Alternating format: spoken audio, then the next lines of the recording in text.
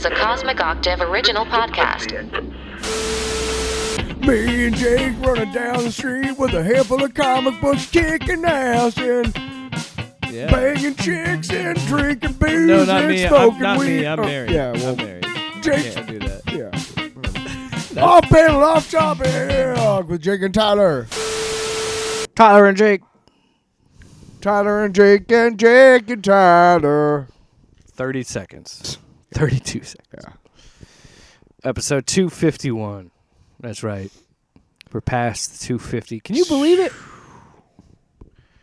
At this point, we've done like almost 400 episodes. If you count Tinfoil Radio episodes. Oh my God. We've been doing podcasts since like 2019. For 6 years.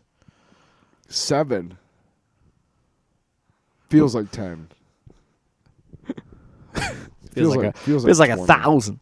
Feels like 1,000. You know, when I was walking here, It's Christopher Walken. 1,000 times I saw a pigeon. Imagine Christopher Walken doing 500 miles by the Proclaimers.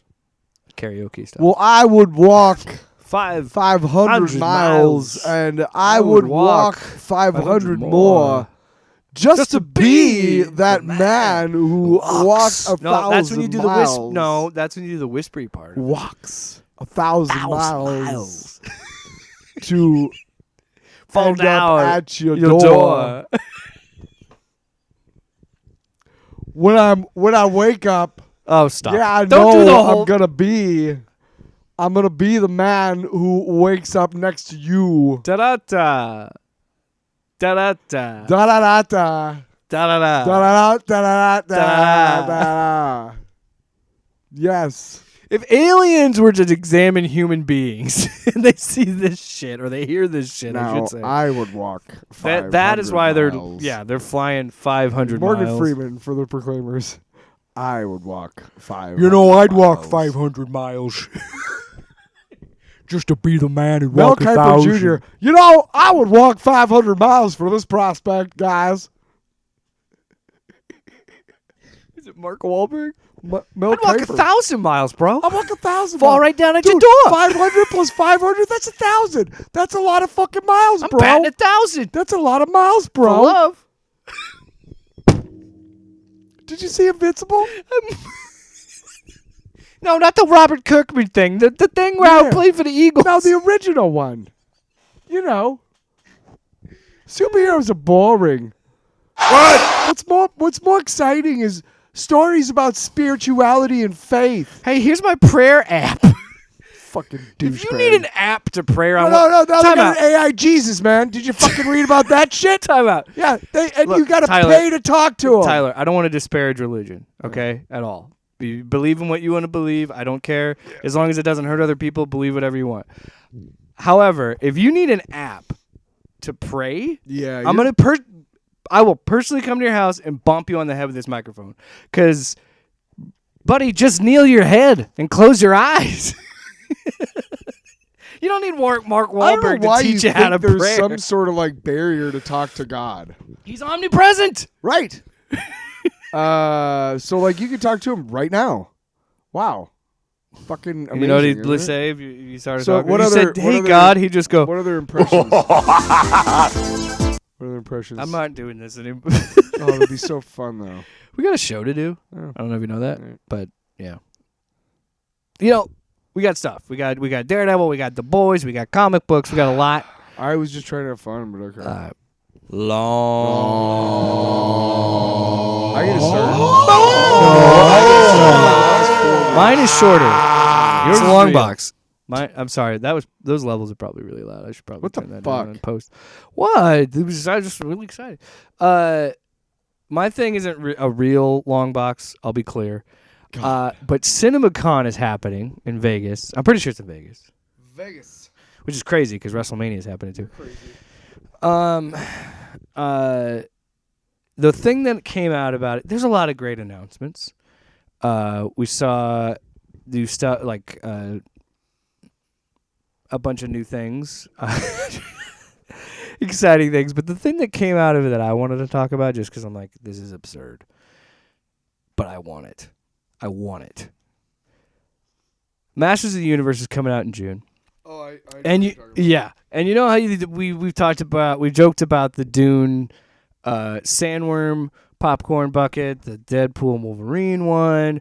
There's been a lot of the Galactus one that we lost our minds about. Yeah, that's pretty cool. What was the last one that they had?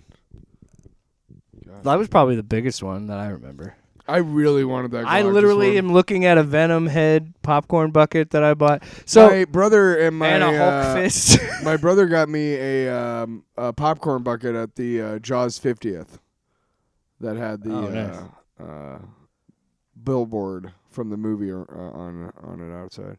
And we got I got a Wakanda Forever commemorative tin. Oh, cool. Sitting at I also home. have a Love and Thunder bucket up. It's just a bucket, though. There's nothing special about it. I wish it was a hammer. That would have been cool. So with all that being said, I fucking hate. I hate capitalism because sometimes it works. Because I'm sitting there looking at this video. How much is it? I haven't looked at the price. Oh. I could probably look it up right now. But why don't you? I saw a video of it and I lost my mind. So Masters of the Universe is coming out in June. So their big bucket isn't a bucket at all. They're not doing a popcorn bucket. They're doing which I think is more effective, a commemorative cup. But it's not even a cup. It is just a big ass sword. It is a power sword that is a 44-ounce container for your ridiculously large soda. And I got to tell you, I like the marketing to this. I'm into it. It's only $40. $40. Here's the thing. Sold. The tip detaches. So you could just take it off and have it with you so you're not fucking lugging. In case you see Skeletor. Well, you don't want to screw it back on and kill him, and then keep drinking. You don't want to lug this big fucking sword around. So you can unscrew the. Will you let me finish? You're talking about me talking to your long box. I'm just saying you can unscrew the tip, and then so there's a straw built into the hilt of the sword. But the thing that was the biggest selling point to me was the fact that you could detach it. Because I'm gonna put it back together and probably put it on top of my bookshelf. If you have a drink in it, you shouldn't try to use it like a sword because I don't think the straw has a stopper. So you'd literally be pouring your drink out the bottom. Yeah. You don't want to do that. But that's the thing I really liked about He-Man's sword is that all the swords had that like extra thing. And so you could either have the He-Man figures hold the sword by the hilt, or you could hold it by that little handle on the blade. It's fun. It's true. So yeah, that's my long box. It's the fact that I finally saw a novelty. And look, I get it. It's novelty and it's stupid, but like we've gone back and forth about movie theaters. And I love going to we talked about going to see Super Mario Galaxy with my son and my wife. I still love those experiences. So when I see something that still makes me excited to go to the movies, to see the movies, yeah, like hey, because I was already interested in seeing that movie because I liked the trailer. It looked really fun, and I was like, okay, I would definitely be down to seeing that. And now I'm more interested in seeing it and want to see it because it's something it's making movies fun. Like I think we take this shit way too seriously. I hate that movies are so fucking expensive, and that is like that coupled with the fact that if I have to go to the bathroom I can't pause it, and also the fact that I'm not in my own home. Yeah, like really when you think about it, like COVID wasn't the reason why people aren't going to theaters anymore. I mean, maybe it was the reason why people stopped because, it was not recommended, whatever. But more than anything, it's the way that movie theaters are fucking... It's the way the movie industry is run. So, anyway, I still... You know what I'm really hoping? I'm hoping someday, like, in the near future that I become rich and I can, like, reach out to, like, auction house and be like, find me a Galactus popcorn bucket. And bring it to auction, dude, Sotheby's. I was just say there's tons of Lloyd's. There's ton of those prop auction sites, I wonder if I can buy one. You can get a bunch of stuff. You probably could. Well, you could probably find one on fucking right, eBay, I'm fuck sure. yeah. That's Black not disc terribly priced. I don't know. But, yeah. Anyway, what's your... well, I thought we were going to go to your long box, bud. We are, man. What's your long box? $50 on Etsy, bro. Anyway. God, I love the secondary market because like I just saw anywhere from $50 to $239. Fuck you all. It's with everything. There's no clear. It's like idea that with of how video much games. It's worth. It's like that with comic books. I should reach out to the Etsy person and be like, "I'll give you $10 fucking, asshole." Anyway, mine is I don't know if he listens to the podcast, but if he does, I'm very angry with you, Sean, at Jay's, and here's why. Because you put in front of me something you knew I would buy. You knew damn well I would buy it, and you knew damn well I would enjoy it, and you knew damn well I had the credit to get it, you bastard. All that being said, I love. How's this bad? All that being said, I love Sean. I was like, how is any of that bad? No, we had this whole like back and forth about it. Like he was like, check out what I got, and I was just like, cool, how much? He's like 65, and I'm like, oh, I think I might have enough credit, and he's like, I don't know. I mean, I don't know what your credit is, and I'm like, well, I think I might have enough credit. He's like, well, you should get it, and I'm like, yeah, but I was 65, and of course I bought it, and it is the first 50 issues of the Marvel Real American Hero The one series. without words too. Yeah, and that's issue 21. So it goes. So you gotta understand. Like, I brought you issue number 2 for a reason, and I want you to read it for a reason because when you're, it must have been. I couldn't have been more than 8, 9, 10 years old, and I'm reading these comics, and there's themes of revenge and double cross and these guys talk about military hardware in a casual manner. You get to know the names of weapons and things like that, and you're like, that's weird that I know all this stuff, whatever. But you need to read it because of the way it's so neat. I'm sitting here and I'm reading through it, of course, issue by issue. And there's so many issues where I'm like, oh yeah, I remember this, and I remember that panel, and I remember this splash page, I remember that, I remember when they met the October Guard from Russia, and how they actually have action figures of the October Guard, which we were waiting for decades and decades for those. But they're like, instead of being like $5 like they were when I was a kid, they're like $30. So fuck you. But they gave you a window into. The stories were very, I guess the best thing I can say is like John Wick. And what I mean by that is just like the matter of factness of how everything plays out. It's very cut and dried and like, here's this. Well, I think what you're trying to say is like it just kind of, it doesn't spend a lot of time trying to educate you too much on it. Like it's the characters are.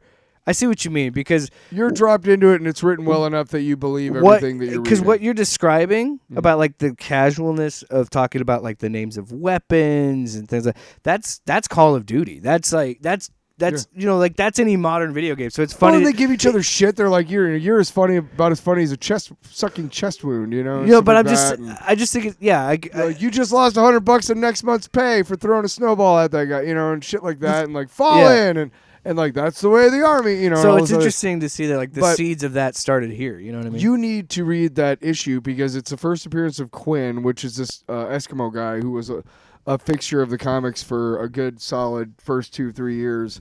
And then there was a bunch of characters in the comics that never made it to the figures.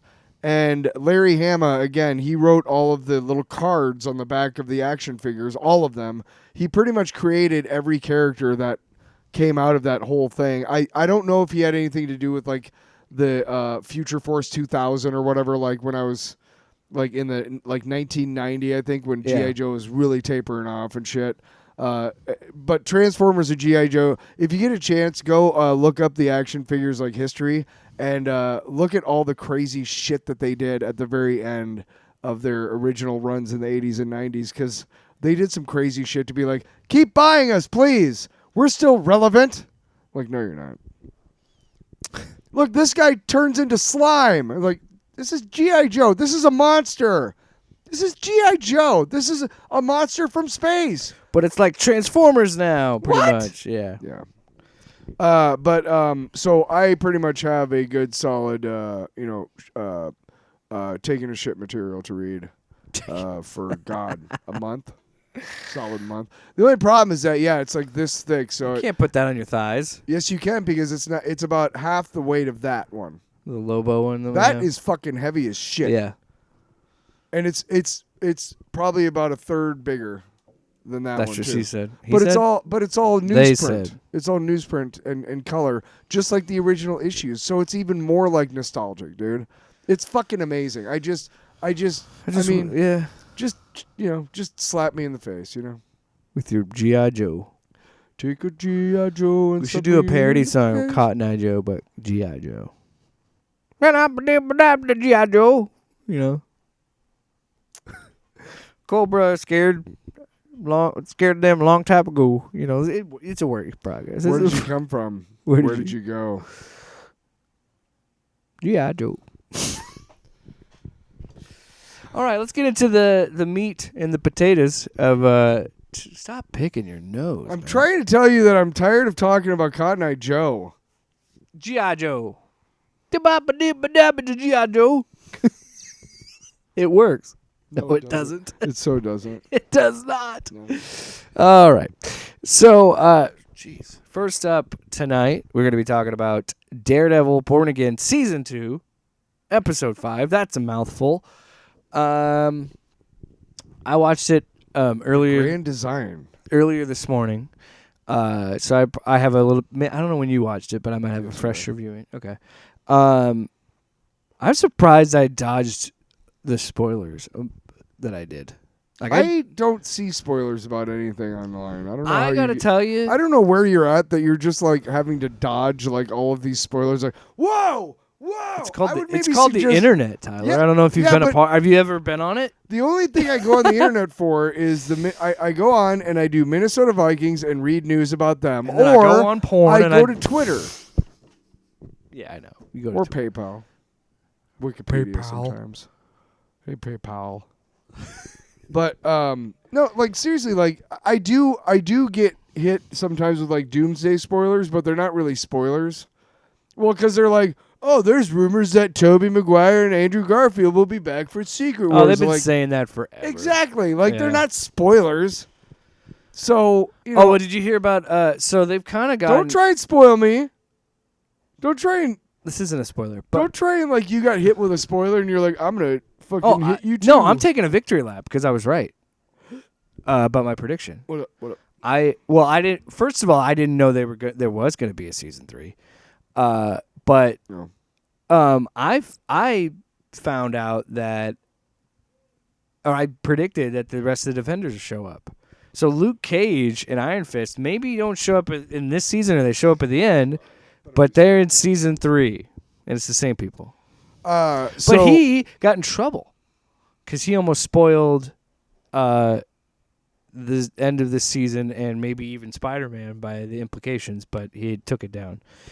So my prediction, I think, of where this show is going to go is correct. I'm excited for it because I think it's going to lead to some crazy stuff with Spider-Man. Mm-hmm. But this episode itself, again, this season has been great consistently.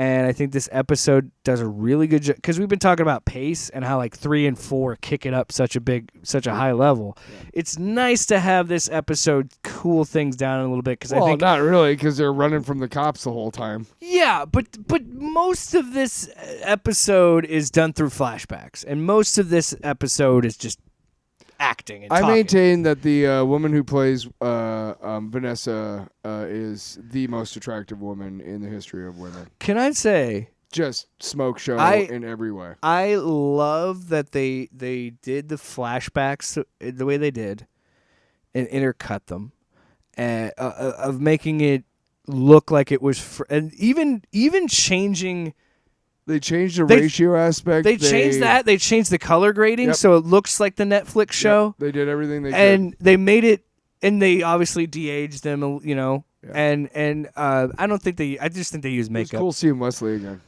I think they just used makeup, and he was then one of my favorite they maybe parts have of touched them season. up. Yeah, but so good. I loved how much those flashbacks, and that's such a cool way of like for guys like me, guys like you that have been watching this show since the Netflix era.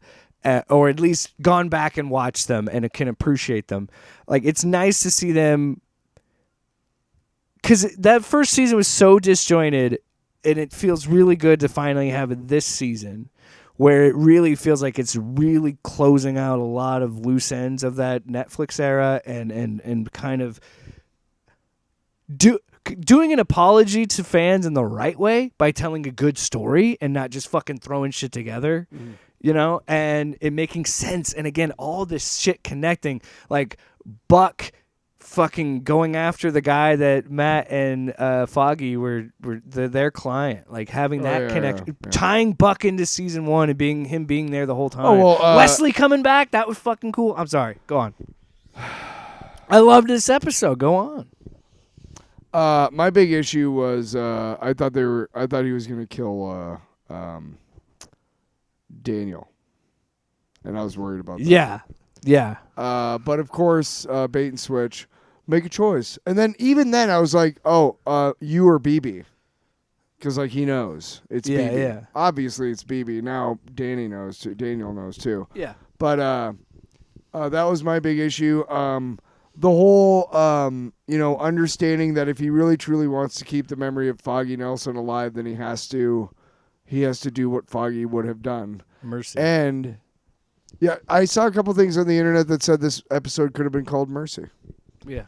But all around solid episode. I give it a. But another thing I loved. Oh, I figured we keep talking about it. We just started talking about it. No, go on. I loved. Yeah, you talk about the themes. I love that theme of mercy, but I also love the idea of karma and like tipping the scales and that the fact that they tied it into Bullseye and Vanessa both saying the grand design. Because Bullseye essentially says, I'm redeemed. I killed your friend. I killed Foggy. And then I love... Again, we talked about it last episode, but damn, these guys fucking knew the assignment. And Bullseye is... Kingpin is obviously number 1, but he is such a close number 2. Like, Bullseye just knows how to fucking get under his skin. And I love that he's not even necessarily trying to. Oh, at the end when he's like, he's already had the moment where he's like, keep my friend's name out of your mouth. And at the end, he's trying to get him to leave him or to, that moment in the hallway. And he starts saying, like, Foggy, and he's just like, ugh. Well, because, and again, the fucking smartness of the writing and having the flashbacks, because it's the same thing. Foggy gets called Foggy Fembot, and he says stop calling him that. Like, he's pretty much you don't call him by his name. Yeah, and then the flip of that is don't fucking bring his name up. And somebody pointed out like the homoeroticness of it in the hallway where he's like just the heavy breathing. He's like, don't do it again. I thought that was funny. The memes out of that, but it's such a good scene, and it's these two actors just completely understanding the characters. And you know what, motherfucker, the good writing in it. I'm kind of shipping it. I'm kind of shipping Bullseye and Daredevil teaming up. I'm shipping them fucking taking. That's not what shipping means. I know that's not what it means. I'm using it in a funny way. Stop using it. Fuck you. Can we just have some fun? They're all bleeding to death, but you know what? Let's strip off and throw down. No, I'm not saying they're gonna, but I'm just saying I want that team. I'm not saying they're gonna, but I want them to. The writing has been so good that I kind of want Bullseye and Daredevil to team up. Fuck.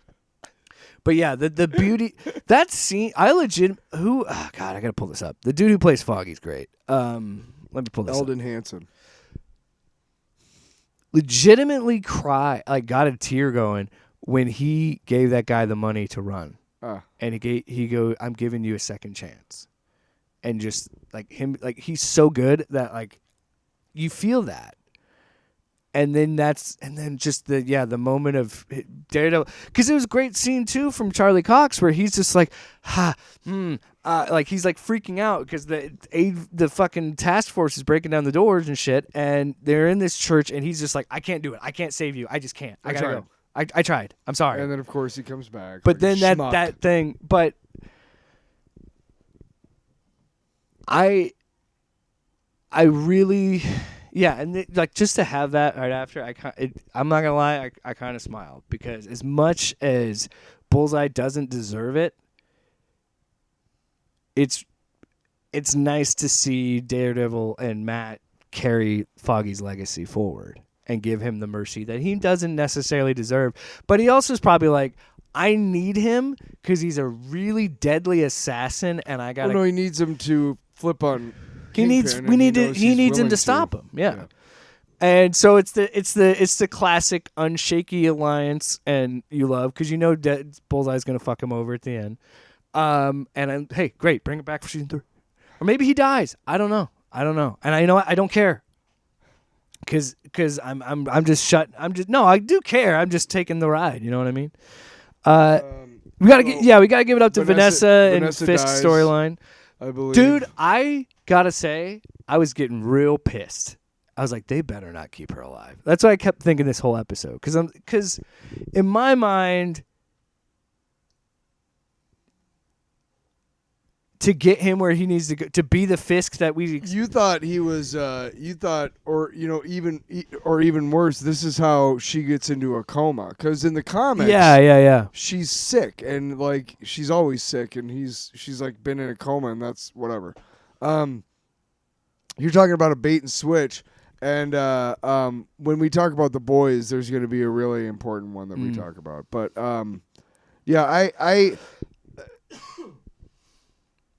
There are women that are just, they command the room. And she is one of them. I don't know the actress's name. Yeah, and she has to be his wife. And just awesome. Just so attractive in so many ways. Great job doing her, acting her role. Oh, and D'Onofrio getting a chance to show Kingpin in a way we've never seen him before. Like, we've seen him like this, but, like, to see him... You do see, finally, humanity in him. Mm-hmm. Oh, when he's like... What can I get you? What can I get you? Well, he's like, I didn't know that you were going to be... Like, because you know what? It's good writing because as a husband, or if you've ever been in a relationship, you could put yourself in those shoes. But, like... It's been a while. But you know what I mean? And, like... So you level... But then... You have to have that moment of like, no. You people are not good people. Because you know what? I like that they played it up to be this beautiful moment, but I was like, fuck you, Vanessa, fuck you, Wilson. I don't care that you guys are in love. Great, you found each other, but you imprisoned people. You killed Foggy. You made internment camps. You made it a fascist hellscape in New York. Fuck you guys. How is it that both of the shows we're watching right now have like the very exact similar same themes? I know, it's sad. Do you think maybe there's something going on in this country we don't know about? Maybe we should talk about it. I'll give it an A. I fucking loved it. Great episode. And I cannot wait for the next 3 episodes because I have no idea where it's going to go. And it's going to have... That's right. We are over halfway through. Yeah. Because there's only 8 this time around. Mm-hmm. So I'm excited. I do think that... I hope Daniel gets away. I'm terrified, though, because this is going to be the most unhinged we're going to see Kingpin because there's no Vanessa. So he's detached, and he's going to, like Matt said, he's going to tip the city over and shake it. And he's going to hunt them, and they will have no... Because he's like... Because Daredevil was like, he fucking saw me with you. That's all he needs. He already hates me. And, I can't wait. I can't wait for the team up and then the betrayal. Or maybe the possible... That I also think it's telegraphing to the show. I think it's tipping it towards Bullseye's going to, air quotes, sacrifice himself and try and be a hero or some shit and die is what I could think would happen. Maybe. And then in less than a month, we get the Punisher movie. So, or the special presentation or whatever the fuck. Yeah, I've seen the trailer, right? Yeah, it came out recently. Real quick aside, this next week, I believe we're getting the first trailer for Acme, Coyote versus Acme. Finally. And I love how they put out the thing on tax day this week, yesterday, which also made reference to Warner Brothers being fucking stupid and writing off fully made movies for tax breaks. Fuck you guys. Mm-hmm. So, and good on the people who rescued that movie. Hey, Warner Brothers. Fuck you, asshole. Yeah. I give it an A. I give it an A as well. All right. I don't know why I went there. Next up, we got The Boys. Final I watched that season today. 5, episode 3. Mel Kiper. It's for The funny Boys. enough. I did it. Well, guys, it's season 5 and it's episode 3. And Even though Daredevil shit came out, is going crazy. even though Daredevil came out on Tuesday, I watched it in reverse order. So I watched The Boys first, and then I watched Daredevil. I watched Daredevil on Tuesday night actually because I got home from trivia, and I realized that it's Excuse me, right into the microphone. Yeah, fucker. It comes out on. I believe The Boys comes out like early morning Thursdays, midnight on Wednesdays, Pacific time. whatever. Yeah. But Daredevil comes out in prime time. Comes out at like 7 or 8 or whatever. Yeah. But I think it was 9 o'clock, and I'm like, I got time, so I watched it, and it was really, really. I mean, pretty sure it's 8 o'clock. You can't just watch Central Time. You can't just watch a little bit of it. Yeah, you're locked in. So I'm a big fan. The Boys I watched today, and like there's nothing is going to surprise me about this show. Like every time, like I find myself a lot watching this show and saying to myself, Heavens to this Betsy. this is one of those moments where you need to appreciate what you're seeing. You need to appreciate the lengths that not only the producers of the show, but the actors in this show have gone to make this show what it is. The whole, hey, Jensen, we're going to have Anthony stand up naked and you're kind of have to look at his dick for a while. Dude, I got to say, the fucking humor this season. Karen, we're going to have your character be just a complete porn freak, so you got to start being able to say stuff like... Oh, my God. The things they make her say. I love that somebody in some project with Giancarlo Esposito finally called him Black Spock. Yeah. Thank you for that. Black Spock. I motherfucker. never thought about it before, but once Mother's Milk called him that, I was like, oh, yeah. He's totally Black Spock. That's Giancarlo Esposito. Who's the guy who plays MM? I don't know his name. That dude's great. He's weird because like in the first couple seasons he's lost a lot of weight. Right. I don't know if the actor's sick or if that's by design with the producers. Oh yeah, I don't know if I don't know if it's like a condition he has or maybe he just wanted to cut a lot of weight. I don't know. But dude, if he was just a few years ago.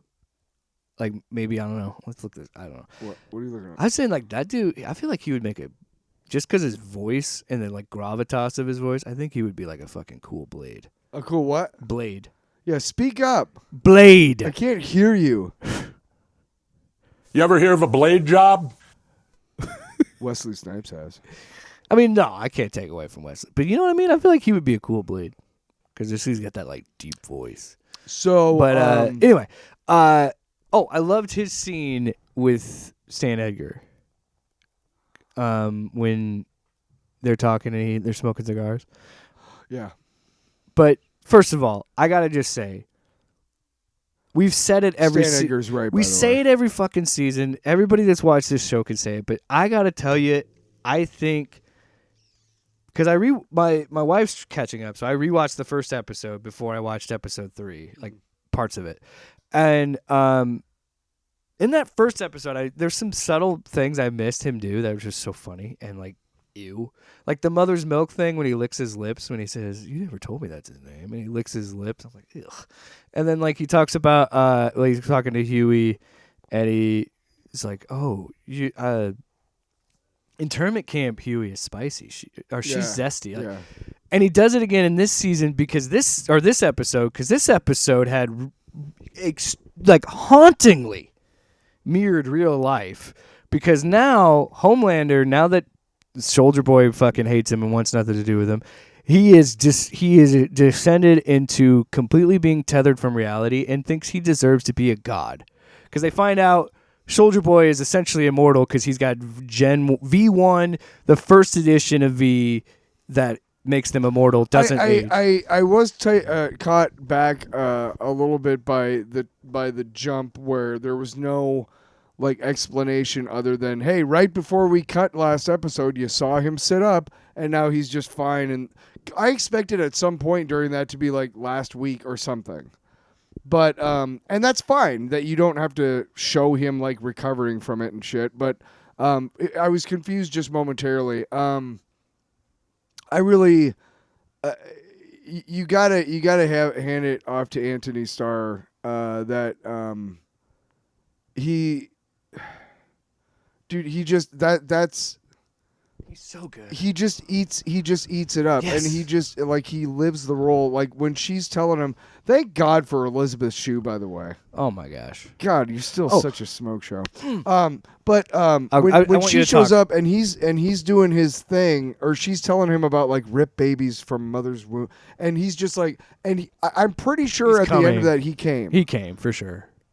I'm The whole pretty thing was him sure- coming. Yeah. Well, actors don't make that noise unless they're kind of the groaning. yeah, that was. Oh my God. Dudes. Can we? Okay. If Time any- out. Can we just talk real about quick, how funny this season's already let been? me just say, Holy shit. Let me just say to any guys who might be listening who have never come, and Impossible. any women who are listening who have never heard a guy come, that is exactly what every guy does at some point while they're coming. At some right? At some point. It might be falling out wow, of let's play a yeah. game. Is he falling out of a plane or coming? That's coming. Well, hold on. You got That's the difference. Still coming. He's falling 'Cause asleep. if he was That fall- one, he's falling asleep. If he was falling, he'd be like, ah! Passed out. No. Ah! Yeah. You never make that sound unless you're coming. Maybe if you're maybe if you're taking a really hard shit, you know? Man, this won't come out. Anyway, It's true. Am All I right. wrong? I'll clean myself up. Anyway, so let's talk about that scene, because Eric Kripke was asked about this because he said that he was worried in this where this season was heading, because in the marketing he was very careful about how he wanted to do it, because he's Homelander has descended into I'm God. And then sure enough, 48 hours before this episode premiered, the president releases a picture of him as Jesus. Oh, sorry, doctor. It's not a doctor. That's Jesus.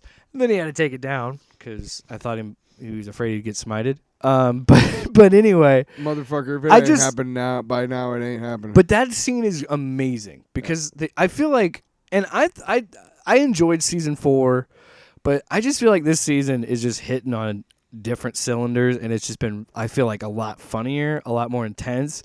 But let's call it what it is. Seasons 1 through 3 were wow. Season 4, to be really honest, in the context of what we're watching now, season and 3 was incredible. And what we saw the first 3 seasons, season 4, I think we can look at that now and say, you know what? Maybe that was a palate cleanser a little bit. It's kind of a transition into a little all bit. the shit that's going to happen. Gen V was also Yeah. going on at the same Yeah. time, both seasons. I think bookended season 4. All of it's been really good. Really good, great. I've enjoyed every episode. But I will say that, I agree that season 4 just, while it wasn't bad, I just think this season is just that much better. I love just the these 3 strange episodes. story that the weird that the weird chick gave about her origin. What's your story? I was born in a field where there's blueberries and poppies or some shit. That was funny because she just nailed it right away. So good to see Dog Knot. I think so, yeah. But I was See, telling I was yeah. I was telling your wife, I was no spoilers, but I have to say, The Deep and the guy who plays him Amazing. is so good at being like everything that I hate about guys. He's so good at being that alpha dude. Like those types of guys in America, I need to just vanish. I need to vanish those motherfuckers. Like, looks maxing fucking. At one point, he says to Maverick, "No cap on God, bro." Oh, I wanted to throw something at my fucking TV. I died. I laughed so hard. Oh my god.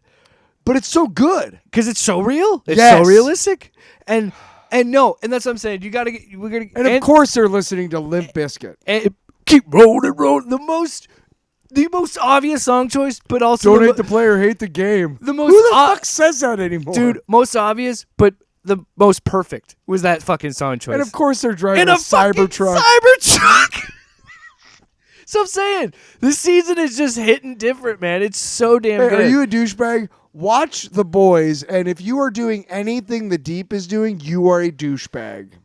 Yeah. Anything. We got to give Homelander props to the dude who plays The Deep is incredible too. He's so good. Yeah. So good. All the acting. I am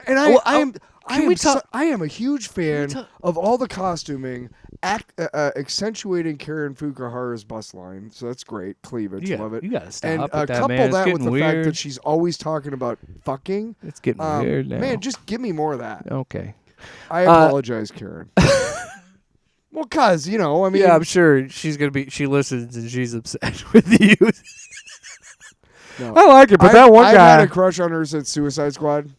When she played Katana. She was Katana. I've had a crush on her since then. When I knew she was in The Boys, I was like, oh my God, that's cool. And I don't know. I'm just a big fan. I'm a big fan of the character. I'm still not like really sold on her talking. I feel like every time like she talks, it's like they overdub her voice a little bit. Maybe it's because she wasn't talking for long. And yeah, I don't want to reduce any actress or character down to boobs. And I'm not. Speaking of boobs, though, that's part of the part of the larger tapestry. The scene with her opening her breasts and then him just and then you cut to the next scene of him and he's in a bathtub. Yes. And so Soldier Boy comes in and he's just like, "What is that? Like, what the fuck?" And he's just like, "Oh, is that a bathtub full of milk? Breast milk from the NICU." Like, again, the dialogue has just been so fucking funny this season. Like, because it's so ridiculously cartoonishly evil. You know what I mean? Here's the thing. I like this version of Homelander better, and here's why. It's easier to hate him. Mm-hmm. He's so obviously unhinged. Right. When there was a little bit of humanity left still in him, but he is clearly just turned, and he is on his way to be like, look, I'm going to start doing this shit. While I'm doing all this shit, basically murdering everybody who doesn't like me, I need you to find V1.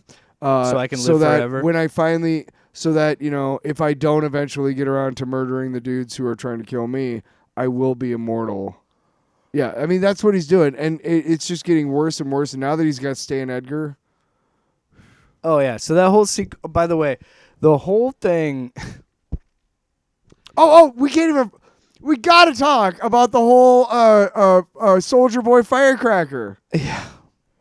Yeah, the whole... So he's on her show. They're talking about I haven't fucked that hard since I fucked Sherry Lewis over in the balcony in Studio 54. Well, that's why earlier I yelled "Heavens to Betsy" because they're talking on her show and they cut to them fucking, and she's like, "Heavens to Betsy," and I was just like, "What the hell?" And I start laughing at that. But then, it is also funny because you could just see how quickly she just obviously just latches onto anybody with power. Well, because that's all. She's a career. Hang on a second. Hang on a second. I look at it a different way. She got rejected a little bit, but the way is that she's like, clearly Homelander has lost his shit, and he's liable to turn on anybody. But here's this guy who is immortal now, and he won't turn on him. And I could probably just fucking turn him on with my boobs and my vagina. I'll fuck him until he won't kill me. I'll just fuck him until you blow him. Whatever. Yeah. I look at it. You're right. She's career-minded and everything, and a grifter and whatnot. But she's also self-preservation. Yeah. She's like, she's a survivor. Yeah. I never had that tether to Homelander that I could have with this guy. that tether that I wanted with Homelander, which was a sexual tether, never happened. And Madeline wanted it too. She said Madeline wanted it too, but Homelander isn't interested in sex. No, he's not. Which is just weird. Yeah, because she said it was more of a mother thing. Yeah. I don't believe did they have sex? No, they didn't. I don't believe so. She just fed him breast milk. Yes. Stan Edgar. Didn't she jerk him off one time when he was doing that? I don't think so. I swear to God they had like some sort of sexual encounter. Anyway. The only person that he really fucked was Stormfront.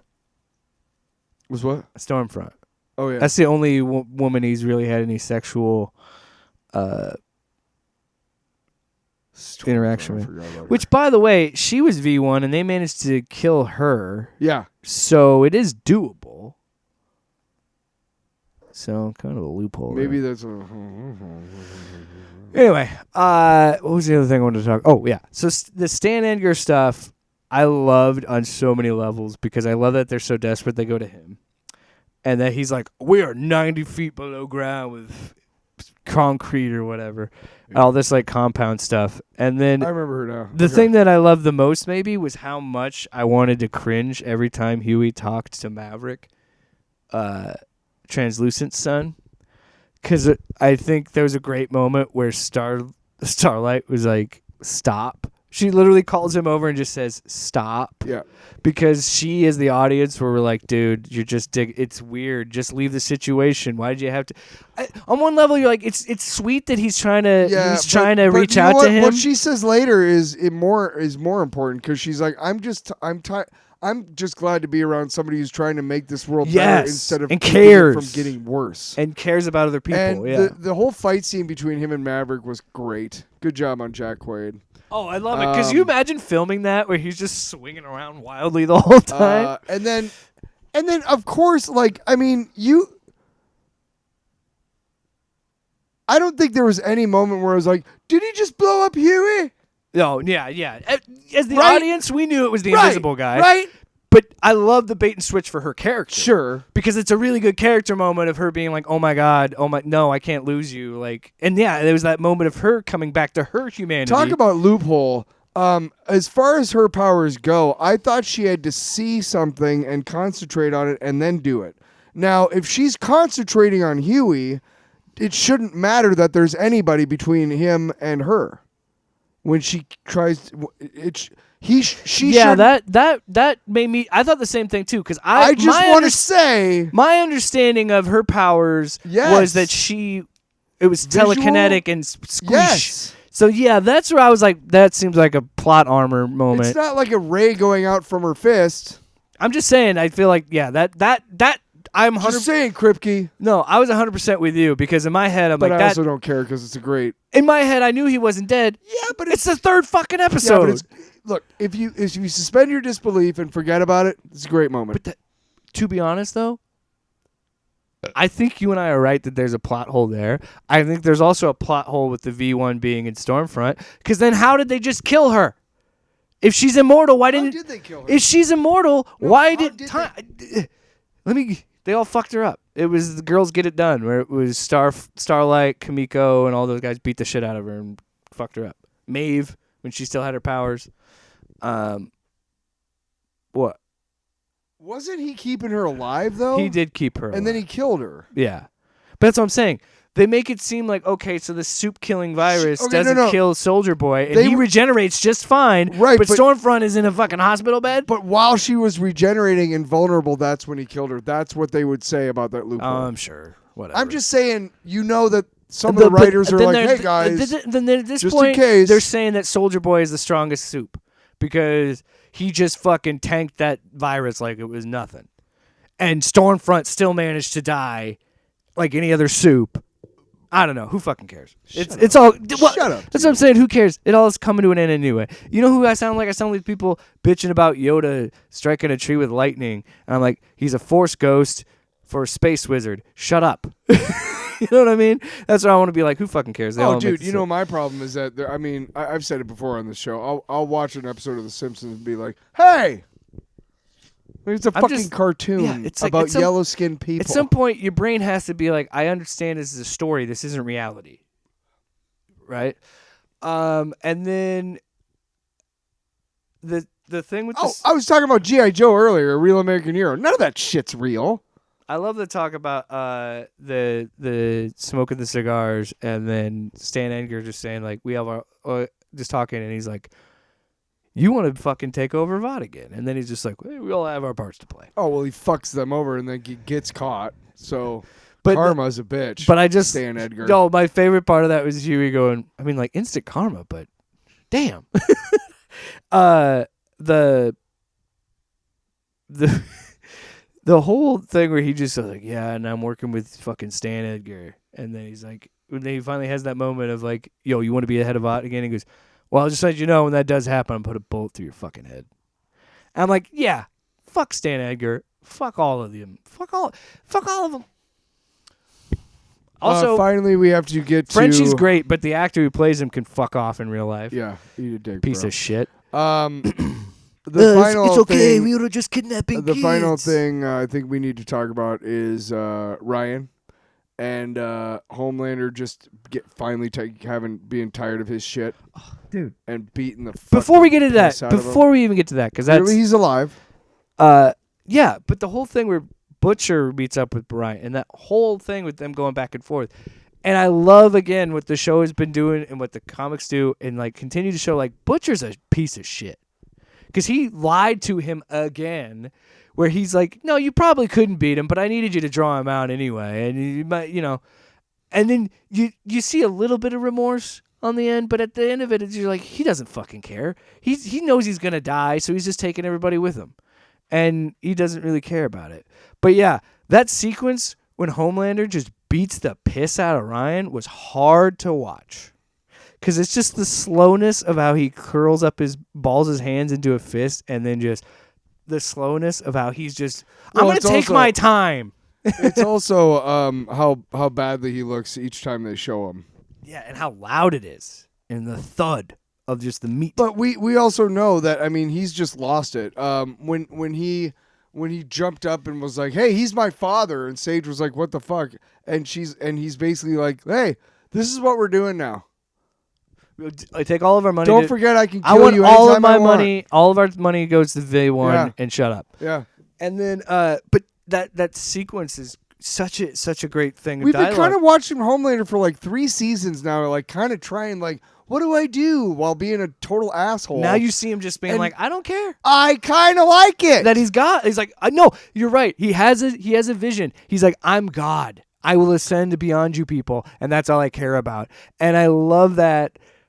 And yeah, I want to see other soups turn on him. And you can see Andy Starr is having a fucking blast doing this role. Oh, yeah. But yeah, that whole thing, the breast milk and just beating up Ryan, like all of that. Be honest, guys. But the dialogue, I wanted to mention, the dialogue in that scene with Ryan was like a classic abusive relationship where he just like, look what you made me do.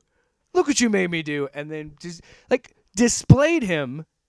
Even took his arms and over his chest and held him down and was like, I want you to sit there while I continue. He could have stopped at any point. Every time after that first punch is so unnecessary. And it's like, yeah, because you're seeing a truly unhinged person, and you're right, he has a vision, and it's like no more. And at the same time, he's still a whiny bitch. Why does everybody leave me? Because you're evil. Let's be really honest, folks, too. Giancarlo Esposito smells magnificent. And, being able to hug him like that and just take a big... You know the product he uses Homelander's, is just awesome. Homelander's crew rolled up. We're like... Could I speak to the drug dealer of the house, please? Anyway. Let's get into it. Time for a break. I could write a book about what you don't know. Listen here, everybody. In my hands, I'm Alex Jones. And this is... The Web of Venom, #1, written by, Jordan Morris, artists Luke Ross and Ramon Rosanas. So, back in the day, there was Amazing Spider-Man. That was it. And then they came out with another series, a monthly series called Peter Parker: The Spectacular Spider-Man. Mm-hmm. Then after that, they came out with Web of Spider-Man. This is And like then in the eventually- 90s, wasn't it? Yeah, Like- and then eventually Spider-Man. Yeah. And so they've been doing some interesting things with Venom and like using Venom like but with the original suit colors, which I don't hate. But they've been doing some interesting things with Venom, and I see this Web of Venom, and I'm like, okay. And it's a one-shot, and I mean, really not much to get into other than it's B-list, or it's a D-list villain named Boomerang. It's not even Venom, it's a symbiote. Yeah, so it's called Web of Venom, but yeah, it really could be Web of Symbiotes, which I'm pretty sure was a book at one point. Probably. But it does to me. It does what because we both are like pretty sure this is a one shot, but because it just says to be continued ? But then it says next it's a Venom issue, so I think it's just like a one shot. But I will say it's an example of a one shot that's done well and it's really fun, because it we go back and forth and we get frustrated and upset with stories that are meaningless. But this is done in a way that I can appreciate. Because this is a meaningless story. It is. There's nothing about this issue that... I mean, maybe someday down the road we'll see this guy again, whatever he calls himself. 100%... They eventually call themselves Comeback. Oh, yeah. But 100% I think this is just a pilot of would you guys want to read this series is what this feels like? Would you like a different kind of symbiote book? Before we move on, how do you feel about Hela? Yeah, so I wanted to talk about this too, because I see the ad for Queen in Black. They've been running it for a which while. makes and it they look got this Armageddon thing going looks too. like okay, Hela is going to be the new king. So why are you trying to Queen in Black. foist fucking two crossovers on us at once? You fucks. Open up the first page of this next book we're going to talk about, Daredevil #1. First fucking thing is Queen in Black, just in my face. Now, as a fan of. First of all, I cannot tell you how much I hate that they're already doing Null shit again after they got rid of him 6 years ago and now they're already bringing him back. To be fair, kind of surprising it has been 6 years, but even still, I just thought Null was such a one-off thing. They're of course they're going to bring him back because they like money. So I hate it on principle, but part of me also wants to read it just because I'm confused at how the fuck Hela is going to be the new Null, essentially. And again, Marvel, why are you obsessed with doing that, by the way? You specifically, Marvel, remember that Luke Cage book where you had the fucking power of Hulk and Iron Fist? And, yeah. So, to be really honest, I don't even really need to review the book other than to say the art's really good. Really good art, I but appreciate the story. I love that they kind of take this book doesn't take itself seriously at all, and that's what I love about it, because he's hold on, I need to process this, and by him doing that is essentially the book giving you a recap of, we know you have no idea who Boomerang is. We're going to give you a quick rundown of who he was. He was this obscure ass villain. We just thought it'd be fun to put him in a symbiote suit, essentially, or be with the symbiote. Well, so he goes to get, because Tombstone is apparently enhancing no superpower baddies. So he shows up, and that's where he runs into a new symbiote created for this issue. It is the Passenger. Mm-hmm. He fell to Earth in 1860. So he's been just sitting here in this jar for 200 years. Yeah. And I love his colors. It's purple skin with green eyes. Yeah. I love his look. I love, again, that it is a completely new and inconsequential symbiote. Again, he could never show up again and nobody would give a shit. The costume was great. I mean, you've had some bad outfits over the years. What were those dots about? Yeah. It looked like you were covered in red skin tags. It looked like he was Braille. They were fans of that costume, is what he said. Yeah. Let's go red and blue and see if that makes things easier for us. So I've always wanted to see. They beat up, Hawkeye helps him fight fucking Tombstone, and they get out and they get away.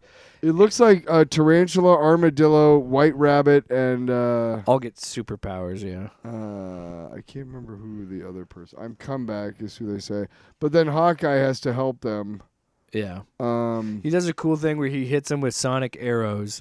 And then one of the other, he says Freaks Assemble is a funny bit. There's also a part where he makes boomerangs out of the symbiote and makes it look like he's Wolverine, and he does the come hither Wolverine thing, and he says it's time to play the hits, and he just starts throwing symbiote bangerangs around. So, or he calls them venerangs. So the end of it, after he helps everybody, and he's like, okay, so I'm keeping the color scheme. I couldn't agree more. Let's see what we can do about helping people. And Fred Myers, and then you see all of these magic users. You are in possession of the symbiote known as Passenger. You are coming with us immediately by order of the Sorcerer Supreme. And he's like, well, fuck. Yeah. And the next issue is Venom number 258. There could very well be a number 2. Oh, I'm sure they'll try and work him into something.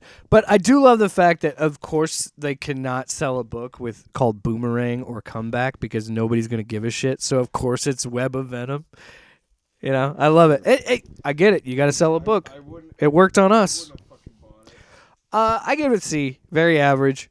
Fun read, but it's a one-shot. It's, like we said, very meaningless. So on that level, I'll give it a B-. Fuck you. Okay. Oh, my phone's in my pocket. Going jangle-lang-a-lang. Give me a ring. Milking a cow like a hoagie. Don't see it in a wedding vow. I could write a book about what you don't know. Yeah, baby. Shut up. You fucking started it. God, it's gonna come back to me. I'm gonna text my friend because there was a similar thing. Where, I was playing. We were playing video games last night. We were playing Rivals, I think, and I started to sing a song, and my buddy had to finish. Luke, he's been on the show. He finished the next line of the song because it's just one of those vocal stems. Every time I hear somebody say something is in their pocket, I cannot help but go jangle-lang-a-lang in the back of my head, and that's Stevie Ray Vaughan's fault. My honey, fuck you, because now I'm hearing it in my head. Don't give me no lines. Keep your hands real still. All right, Daredevil number 1, written by Stephanie Phillips. Fun story about this. Art is by Lee Garbett. What? There was a I follow Simone Gail Simone on Twitter, and she was talking about when this was announced a couple months back, and she was like, I can't wait for you all to read. I've read the first 2 issues, and this is just amazing. I think we got to get to a point now where we're not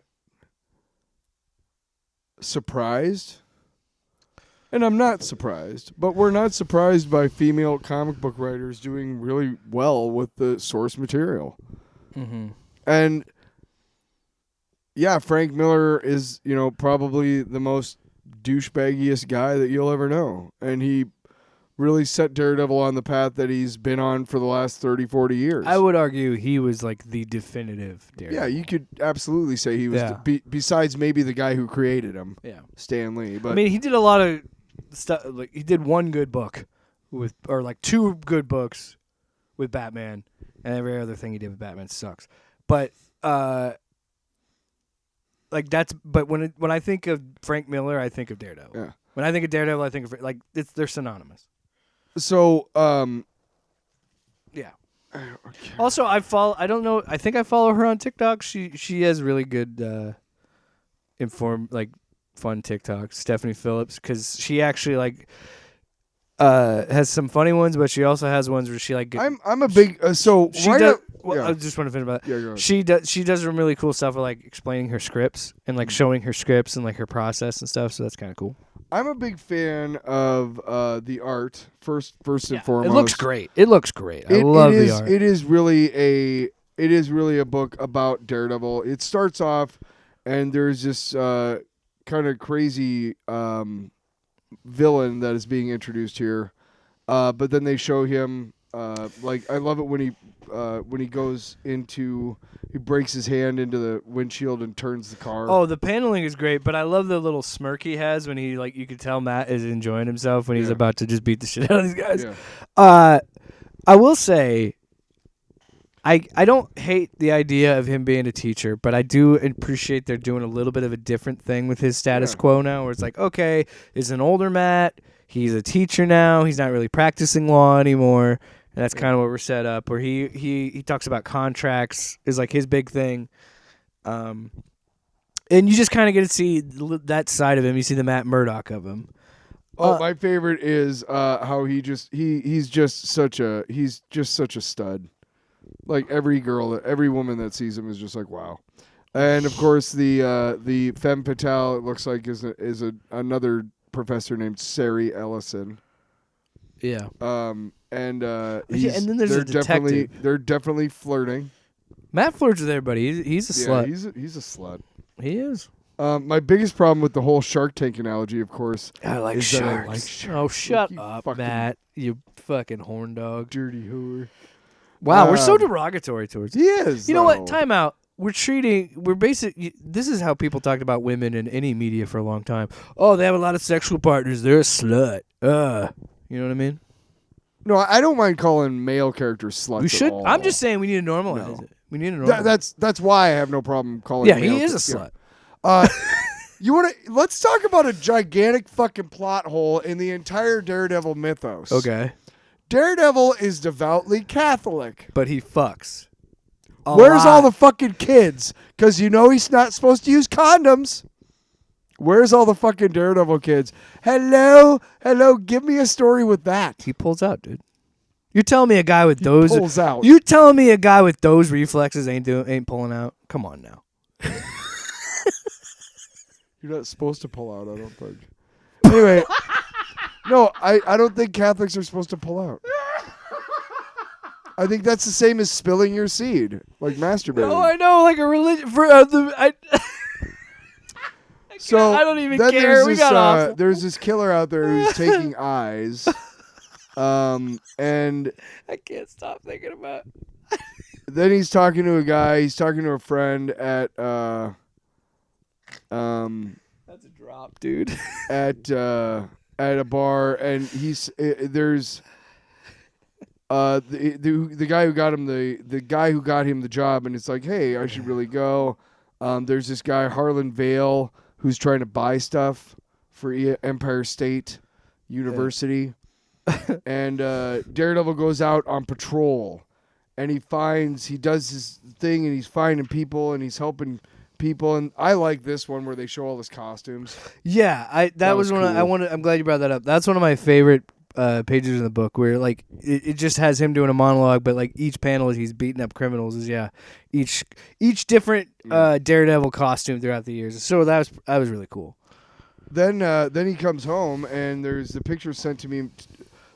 Picture sent me to Matthew Murdock. They show his future in flames. There's no heart, and Daredevil's like, there's no heartbeat, no scent. I don't recognize the voice. The timbre changes erratically with every word, harsh, then mellow, scratchy, a whisper. Who are you? A servant of vision, a seer of futures. And so he's trying to tell him, like, hey, man, like, you need to tell Matt Murdock that his future is also whatever. Also, I'm sorry, I don't know the intelligence of this character, but how can this character in this unless they're trying to intimidate him, how else could they not know that this dude, like, clearly it's Matt Murdock? I mean, why else would this guy just show up in Matt Murdock's apartment? His vice-like grip catching me completely off guard. Why didn't I react faster? Better question, how is he reacting so fast?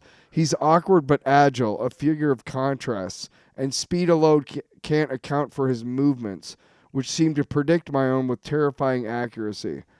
And tell Matthew Murdock that I've seen his future, and he throws him out the window, and he lands on a car. To be continued. That's how the issue ends. Pretty solid first issue. I'm excited to read more. It's a good book. I enjoy it. I'm a big fan of the cover. I can't remember who it was, but someone once said that, like, the thing about Daredevil is the character. While I think that Frank Miller is probably the definitive writer of the character, yeah, there are so many great writers that have had Daredevil runs that are, and that's why his character has such a rich history and it's so good. Well, and I think this is the start of a pretty good, an interesting run to say. John the least. Romita I don't know. Jr. Time will tell. John Romita Jr. is one of the artists that I grew up with Daredevil, and his writer was Ann Nesenti, and she wrote some of the X-Men books, the auxiliary X-Men books. By the way, before we move on, all of those solo series are 5-part series. Cyclops, Moonstar.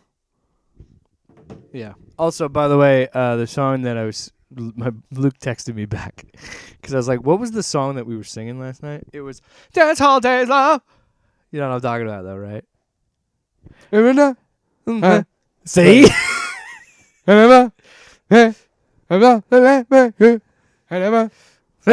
Nobody knows what they're saying until they get to the chorus. And it's "Dance Hall Days Love." Take your baby by the wrist.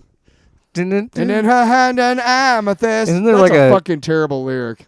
Can I just say, though? Song slaps. I don't give a fuck. Wang Chung, dude. Wang Chung is awesome, and here's why. Go ahead and start talking about Wonder Woman, and I'm gonna Wonder tell Woman. You, Wonder Woman. No, it's actually Wonder Woman. By the way, Wonder Woman. I give Daredevil a B. I give it an A, dude. A? Wow, maybe I'm just grading them low tonight. You know what? I'll bump it up to A. You're right. The name Wang Chung is Chinese, meaning yellow bell in English, and is the first note in the Chinese classical music scale. So Wang Chung is not just a bunch of white dudes going like, hey, let's make up a name that sounds, Asian. So they did their homework, man. It's a good fucking song. I don't give a shit. No, Yellow Bell, dude. Wang Chung. Come on, man. Come on, man. Come on, man. Give it here. What's the other one? Everybody Wang Chung tonight. Remember that song? Everybody Wang Chung tonight. Everybody have fun tonight. All right. Wonder Man #1, man, is written by Gerry Duggan and art by Mark Buckingham. Yeah. So, again, talk about synergy. Just had a well-received Disney Plus show come out early this year, so of course we got to start a whole new Wonder Man comic. I kind of... It's a 5-part. It's a 5-part miniseries. Either way, would just similar to Web of Venom, where it's like, okay, it's a miniseries. It's a good enough issue. Where is it in the canon? Where is it? I don't care. It's just Wonder Man, and it's kind of like a slice of life book. That's what I kind of like about it. But what do you think of this book? I have no idea where this book is in the... Who cares? Yeah. By the way, I'm okay with that at this point. So my favorite thing is that they jump through his history fairly quickly and show how his rise and fall in Hollywood, and where he's at now, which is basically he has trouble getting into the studios. Yeah, he's not getting work at this point. Right. He's taking care of this asshole. Simon Randolph Chancellor. Chancellor is a dude who he met in prison. Yep, and they helped each other out. Yeah, because people forget. They also mention that people forget. Wonder Man is a character that was originally a bad guy, but got so popular they made him into a good guy eventually. So this is, he met Chancellor when he was a bad guy, reforming, and they both were doing songs and dance together because they're both actors. I love Patsy Walker. Yeah. Yeah. I love that she's basically Hellcat. Like, I love that so you're much. A fucking schmuck. Okay, but if you want to hook up, talk about art too. We talked about how much we like Daredevils. I love that they're going for that classic look and style in this book, but also being modern. And then having the film grain as the border of the pages is great. Modern day. And if you go to flashbacks, the film grain I'll show you. All modern day. Yeah, and it's like lightly colored film grain. But it's 3D almost. Yeah. And then this is all flashback. And it looks like got the film those stuff. old books used to look. Yeah. They even do a panel at one point, which is cool. Like and the art inside the panel looks like it was film done. Strip, yeah. Like that's the old school Moon Knight design. And it's like they straight up just took it and like put it on they put it on the projector and like this is exactly what and I am a sucker for committing to themes and committing to that stuff like that. So the fact that they had that film game throughout the book and continued to play on his whole wanting to be an actor stuff and being like, yeah, Chancellor kind of sucks, but at least he's getting calls from them and I'm not. Timely Studios wants to do shit with them, but not me. Again, I love Timely Studios. I love that that's the in canon Marvel universe, Marvel publisher. So then they're this is amazing too. They're like hanging out, eating a hot dog, and this guy tries to steal from Chancellor and then just tries to one-shot Wonder Man, and he's like, and it hits him and doesn't hurt him, and he goes, "Oh shit, you're the real Wonder Man." He's like, "Yeah, of course." Yeah. And everybody's like, "Why the fuck would you try to 1v1 Wonder Man?"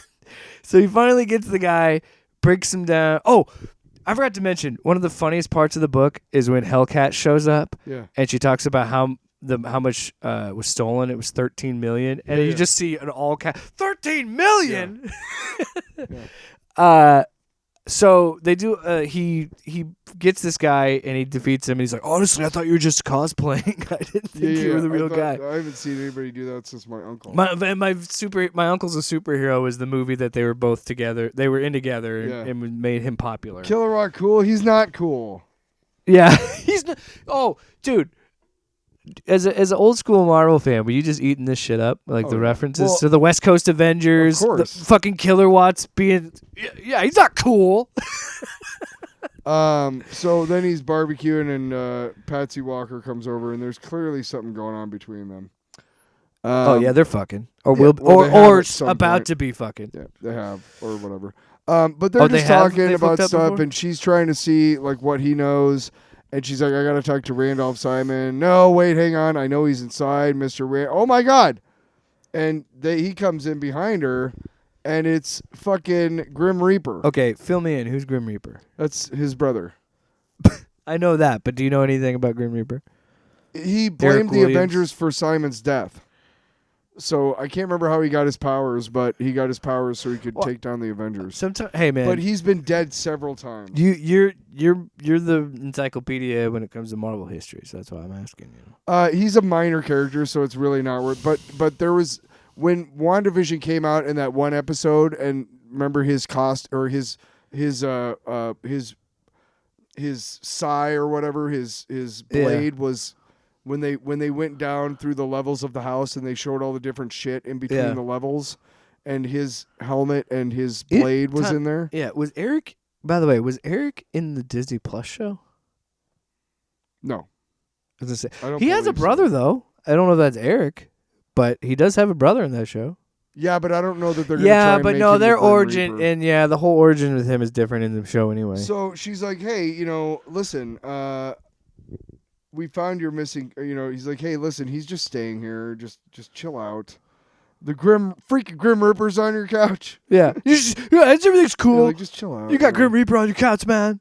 Anyway, she's like, "Whatever. We found your car." Yeah, and so he's like, "We found your car, and it's in the trunk, and and the bad news, we found his Randolph's business manager dead in your car." Also, Chancellor said he borrowed his car and it was stolen. So Wonder Man's then car. He's like, "Well, shit." And then next issue. So that's the whole thing, is he's going to try and find out who killed the business manager. And whether or not... I like it because there's a lot of parallels to the series, to the TV series, in that he's taking care of this really obnoxious English guy. Rather than him being on the rise, it's him being past his prime. But yeah, it's still that 100%. That is what I thought was like. Okay, he makes reference to Kevin at some point. I'm pretty sure they're making a meta reference to Kevin Feige. Yeah, absolutely. I'm pretty sure. Absolutely, that's who they're talking about. And I think that's great. I think I like that. It's a fun series. The art is interesting. I like it. It's an old school type of art that you don't see much anymore. It's the thing about, I think, what makes Spider-Man so popular is a similar thing for Wonder Man, where in this scenario, where it's like, while it is fun to see these big, bombastic, earth-shattering, cosmic events sometimes, a lot could be said about just like the Disney Plus show, a lot could be said about a character-focused story. Mm-hmm. And again, very similar to that. You're dead on with that. 100% thought of the Disney Plus show the whole time I'm reading it, which is good. Yeah. That's a good comparison. It's a very good show. Yeah. And we're getting a season 2 of it, which I did not expect. Cool. I also think it is great reading 3 number ones this week because you get to see how each writer does it differently of how they're gonna do an info dump of backstory. Yeah. Daredevil's is probably my favorite, and it's the best because it's enough to be like, Daredevil's been around so fucking long, you know who he is. Wonder Man and Web of Venom have more work to do because they're more obscure characters. I think of the 3, I probably enjoyed Wonder Man the most. Yeah. But I enjoyed Daredevil a lot. All 3 were, despite everything, Web of Venom wasn't bad. I was surprised.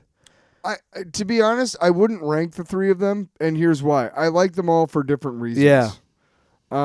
Knowing that Wonder Man is only 5 issues, knowing that Daredevil is an ongoing title, and knowing that Web of Venom is a one-off, or suspecting one-shot. that it may be a one-shot, I like them all for different reasons. Sure. Yeah, I can't really rank them because, again, like I like them. Ranking like Daredevil ahead of Wonder Man doesn't take into account that Wonder Man's a limited series. Well, and you know what I mean? Yeah, that's a good point. I like them all. And that's what I wanted to say. Where like it was cool to read 3 number ones, but all have 3 different goals. Because yeah, Daredevil is clearly an ongoing series. Wonder Man being the mini series, and then that. That's what I mean, and like I think they're all really good for different reasons. So I would also give Wonder Man an A. I really enjoyed it. I mean, and that's another thing too. Being a miniseries, it's a small commitment. You only have 4 other issues to read. So, and if it ends up to be shit, then you can stop reading it. But I doubt it because Gerry Duggan's a very good writer. Let's call a spade a spade. Wonder Man is a dumb character. Yeah, and that's what the show and the book have both been leaning into and that's what makes it work. His origin is far more compelling than anything he's done since he returned from death. Okay? And his origin is that Tony Stark put Simon Williams and his business out of business because Tony Stark was just better at making shit than Simon Williams was. So he decides to he goes to prison for embezzling or something like that. When he comes out, Enchantress and what's her name Scourge are like, hey, we'll give you powers if you defeat the Avengers. And he's like, well, all I care about is Iron Man. So they're like, well, you do us a favor, we'll do you a favor type thing. Then he dies. And they're like, oh my God, what happened to him? Baron Zemo replaces his essence with ion energy, whatever the fuck that means. So he's not really human anymore, by the way. And so then he dies, and then like years later, he's resurrected, and they use his brainwaves to program Vision, who falls in love with the Scarlet Witch, who blah, blah, blah, blah, blah, blah. Again, once his brainwaves are copied for Vision, Wonder Man is a dumb, useless character. There's nothing else to do with him. He's almost exactly like Superman. And the whole angle of he's an actor, who gives a 100%, shit? It was during, and it's the same reason why we talked about in the past why they named characters like She-Hulk and all that. It's the reason Marvel did characters like that is because they did that to DC. They're like, oh, they got a Wonder Woman, well, we'll make a Wonder Man.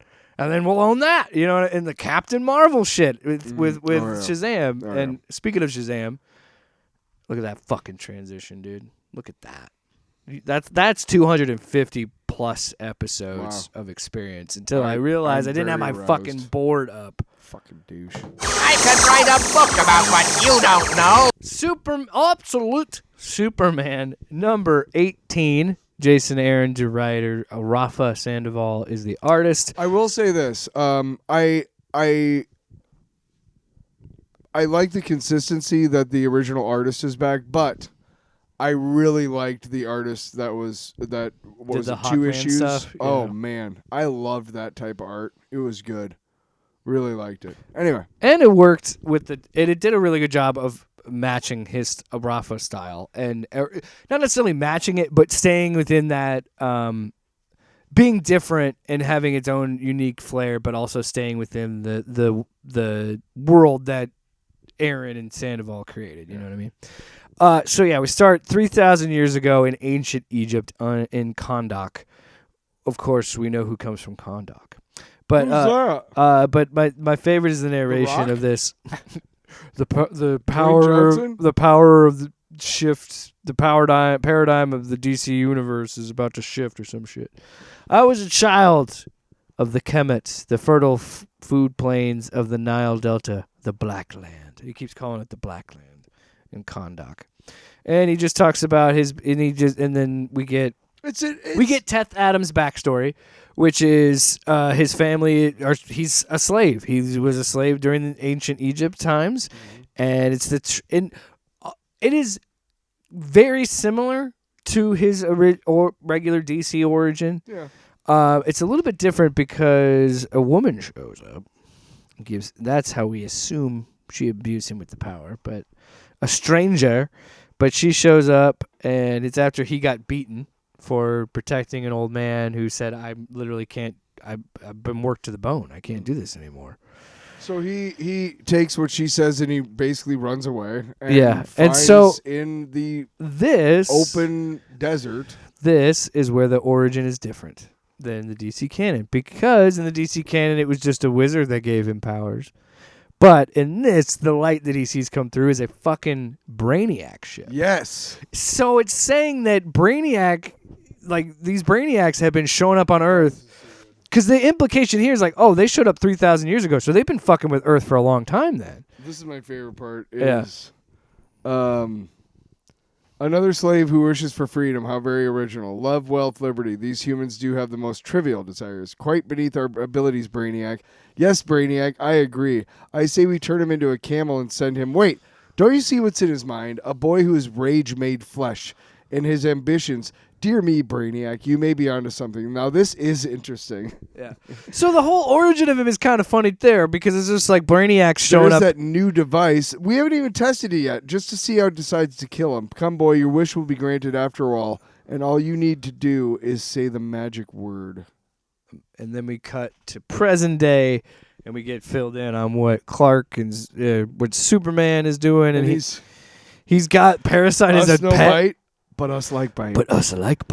But yeah, I love the idea of having Parasite as a pet dog instead of Crypto. But so yeah, it's kind of just setting up again the new status quo of the series, and we also find out that he made crystal smartwatches for Lois and Jimmy to kind of keep up with them. And this is cool because while we are starting a new arc, we're also still bringing in low-hanging arcs from previous issues. So Talia arrives back at Lazarus with Roz, and she's trying to put him in the pit. Lazarus pit, and he's like, no. it. He starts punching it, and she goes, what did he do to you? And he goes, he just read to me. And she goes, what did he read? And he goes, it wasn't about what he read. It was about that he took time out of his day to try to put humanity back in his tormentor. Yeah. And that was the impact. Feel free to shoot my father if you like, Lane, to make us even. He's apparently quite useless now anyway. I'm here to kill you, Talia. All alone? Darling, you need an army for that. Shaboom! That's when Superman shows up. And he's like, look, you don't have to do this. And he's saying, Lois, killing Roz doesn't mean justice. It just makes you feel better. That's not justice. And then he's like, Roz starts to say something. He's like, I'll fucking deal with you in a minute. Like, he pretty much just says, I got shit to do here. The magnetized. Oh, and so we get a. Yeah, I totally forgot about this. Steel shows up. Yeah, which is cool as hell. So he's throwing a hammer that's magnetized. So he gets shot stops at. All the bullets. And then he's throwing. I think that his hand is magnetized too because he caught his hammer, I think. Maybe. After he threw it. But, yeah, we get a fucking introduction of Absolute Steel. Apparently, I love that. How do you know that? How do you know that? Who are you, the son of a bitch who built it? Love it. So he's coming in and breaking down through Lazarus, and then Superman's there. They're all having their moment, and then, oh, dude, I gotta say the pacing of this book, building to that last page, is amazing. Cause in my head I'm thinking, where the fuck is Black Adam? He's gonna show up. And so they're fighting. Talia starts shooting and they're fighting, and that's when Ross says, you got to stop. You know what else is in here? Yeah. And then the containment pod opens and cracks open, and we get to the last page, and it's fucking great. But we must not allow him to. And, of course, The father box. I was betrayed. I was buried. The world of my time wasn't ready for the reign of a Superman. We shall see about the world of today, for King Shazam has risen. Buddy. So this is what I love. And I kind of got to... First, let's just get out of the way. I hate the name Black Adam. Shazam is already silly enough, but then to have his biggest villain be Black Adam, and it's like, come on, we could do better. So the fact that Jason Aaron just fucking throws that out and just says he's King Shazam. Even better, you made it cooler. You put a king in front of it. Yeah. You put king. Most of the time when you put king in front of something, it kind of sounds cool. Unless it's the James. it's the United States. No kings, you bastards. Just want to make that very fucking let's get clear. off our soapbox. No, but yeah, dude, that last image was so fucking cool. Because I just got to that, and it's like, we shall see about the world of today, for King Shazam has risen. So does it, if only I read that on Easter. what's the cover again? You see the lightning bolt. So a new story starts here, and I was sitting there, and I'm like, can I see that? Because they referenced King Shazam. They referenced Shazam in the last issue. Yeah, I didn't Hawkman talk about him? Yeah. Teth Adam or something? He mentioned... Well, he talked... Yeah. Oh, my God. To Tyler, I'm back on this bandwagon. To Tyler. Because we don't really know when they... Because they said they captured him, but we don't know if he ever came back to Earth. I would love to see Absolute Hawkman fight King Shazam. Yeah. That would be fucking cool. Well, so give me that book. Give me a Hawkman book. Here's where I think DC is kind of stuck. They obviously saw what happened with Superman, Batman, and Wonder Woman. They greenlit right away Flash, Green Lantern, and Martian Manhunter. Mm-hmm. And to be honest, they're sitting there going, is there anybody else that would actually sell books?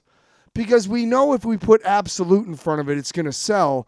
But because now people are getting behind this brand. But are there any more characters we have that are so well known that we can fuck with them like that? And you have to think of how they're going to people will care. Do the fucking Absolute Crisis when they eventually do that, because which is, of course, they are insistent. We can't just have. We can't have just a pocket universe that Darkseid created. That these characters are. Like, these writers are free to do whatever the fuck they want and tell that story. We can't just half that. We have to somehow tie it into the grander DC so we can make fucking pointless crossovers just so you'll buy those books. Yeah. And it's just like... stupid. And I do worry about that, especially because Martian Manhunter seems to be addressing the Darkseid problem right away. Fair, but let's look at it this way, though. We are it's going to probably lead into the crisis. We are almost 2 years into the original Absolute books. Yes. That's pretty solid. This is the longest I've consistently read a series. Say year 3. That's true. Me too. Well, not since I was a kid. But that's what I mean. It's been the first time in a long time I've been this consistent. Let's say next year is when we have to deal with crossovers. Yeah. I'm happy for the 2 years we got without. I'll take them. These first 18 have been great. And 19 on this one. This is 19 now. Well, I haven't read that yet. All right. But I'm just, the first 18 issues that I've read. The first. That we've covered on the show. The first 3 chunks of 6 months each. 18. That I do worry about that, but at the same time, this again was a great 3/4 of the way through 2 years. What? This issue is a great example of that, and can't wait for what's ahead. Give it A+. Can't wait for it. I also think it's gonna. I wonder how he's gonna deviate from the main canon, if at all. Because I think he's gonna keep the contingency of like. Well, he's magic, so it's harder for him to fight him because he's magic. The last time... But is he magic? The last time I was kind of turned off by this Absolute Superman book was how long it took the Battle of Kansas to finally happen. I don't think I've ever been turned off by the Wonder Woman book. I don't think there's ever been a time when I was like, oh, that was just not good, or that was crap.